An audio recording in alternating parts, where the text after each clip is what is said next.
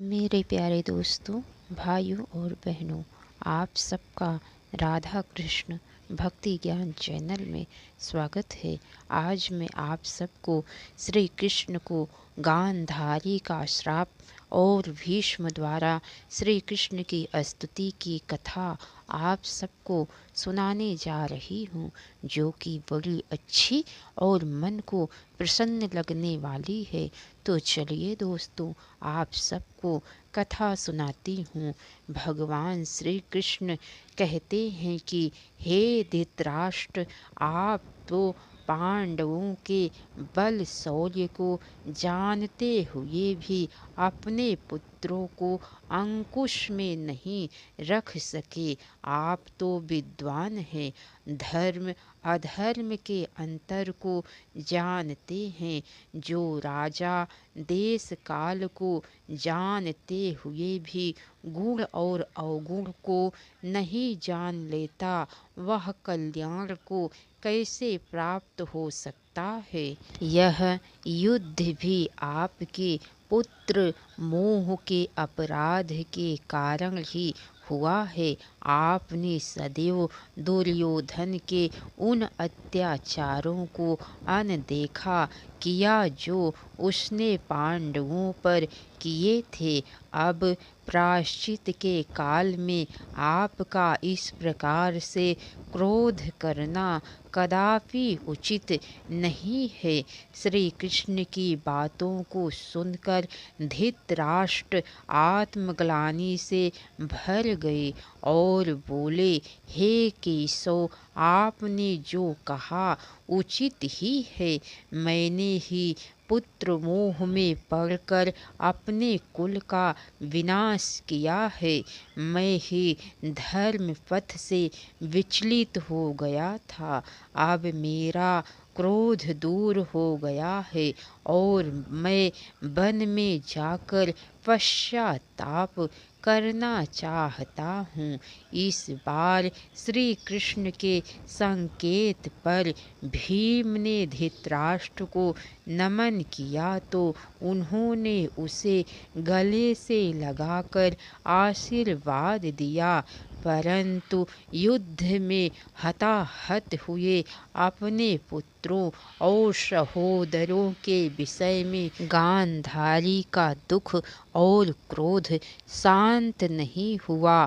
वह अभी तक क्रोधित थी और श्री कृष्ण को ही इस महाविनाश का कारण मान रही थी।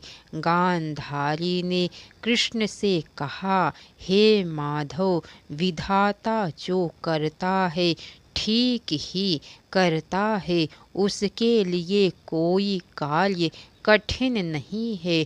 देखो, क्षत्रियों ने ही अपने सहोदरों क्षत्रियों का सर्वनाश कर डाला है। मेरे पुत्रों का सर्वनाश तो उसी दिन हो गया था जब तुम्हारे संधि प्रस्ताव को मेरे पुत्रों ने अस्वीकार कर दिया था।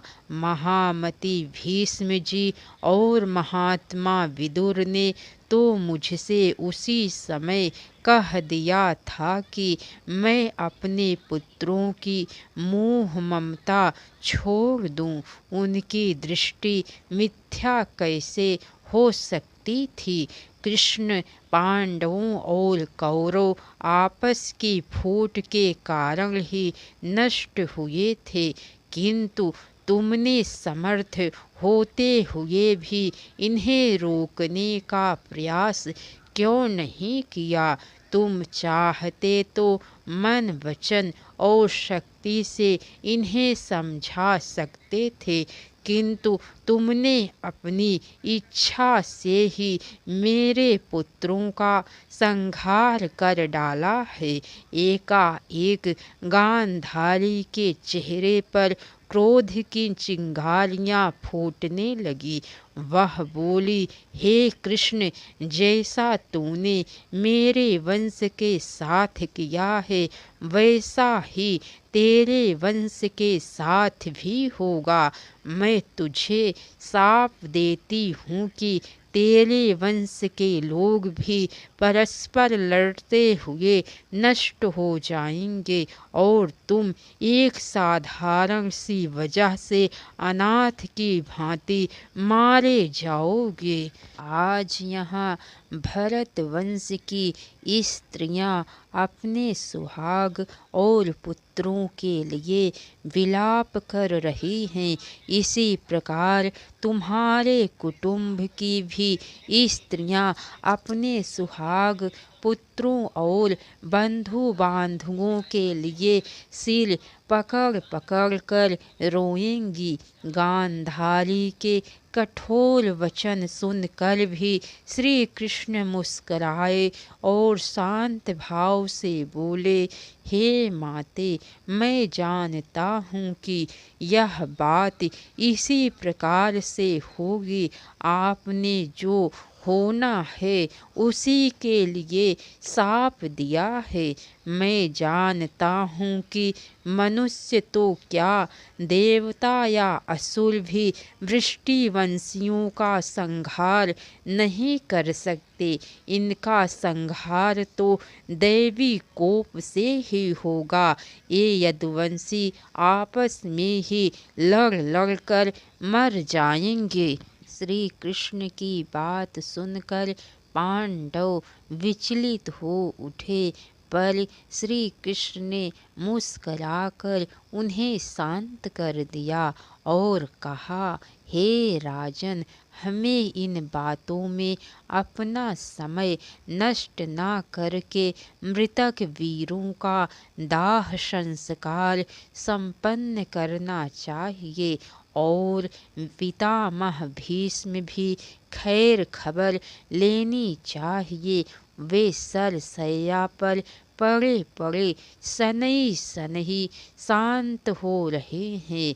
सभी वीरों के दाह संस्कार और श्राद्ध कर्म से निपट कर पांचों पांडव श्री कृष्ण को साथ लेकर पितामह भीष्म के पास गए। सभी ने सरसैया पर पड़े हुए भीष्म को प्रणाम किया। भीष्म ने आंखें खोलकर उनकी ओर देखा और मुस्कुराए। श्री कृष्ण ने कहा, पितामह, बाणों के घाव आपको कष्ट तो नहीं पहुंचा रहे हैं। आपकी सारी ज्ञानेंद्रियां स्वस्थ हैं। शरीर की पीड़ा का उनके सम्मुख कोई महत्व नहीं है। यह युधिष्ठिर भरत वंश के क्षय से अत्यंत दुखी हैं। इसके शोक को अपने ज्ञान से नष्ट कीजिए। पितामह भीष्म ने मुस्कुराकर कहा, हे वैष्णव, आपके दर्शन मात्र से ही मेरे सारे ताप नष्ट हो गए हैं। सभी मोह, श्रम और ग्लानि दूर हो गए हैं। प्रिय युधिष्ठिर तो अब इस साम्राज्य के महाराज हैं। वे जो चाहे मुझसे पूछ सकते हैं। उन्हें दिवंगत वीरों के लिए शोक नहीं करना चाहिए।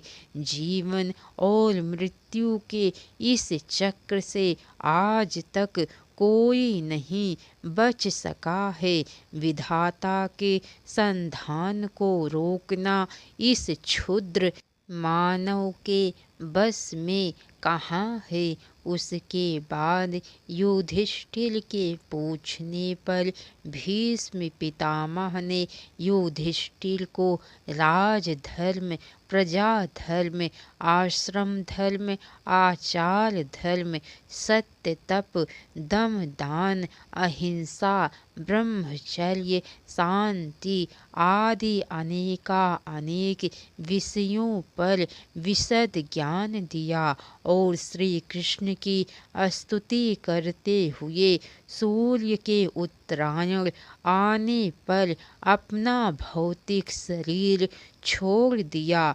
पितामह भीष्म का गंगा तट पर विधिवत दाह संस्कार किया गया। उनके दाह संस्कार के उपरांत महाराज धृतराष्ट्र, धर्मात्मा विदुर, गांधारी और कुंती वन में तपस्या करके अपना अंतिम समय व्यतीत करने चले गए। इसके आगे की कथा दोस्तों आप सबको कल सुनने को मिलेंगी। तो कैसी लगी कथा लाइक करके कमेंट बॉक्स में ज़रूर बताइएगा। अगर हो सके तो एक बार शेयर भी ज़रूर कीजिएगा। तो बोलिए भगवान श्री कृष्ण की जय। राधे राधे दोस्तों, हर हर महादेव।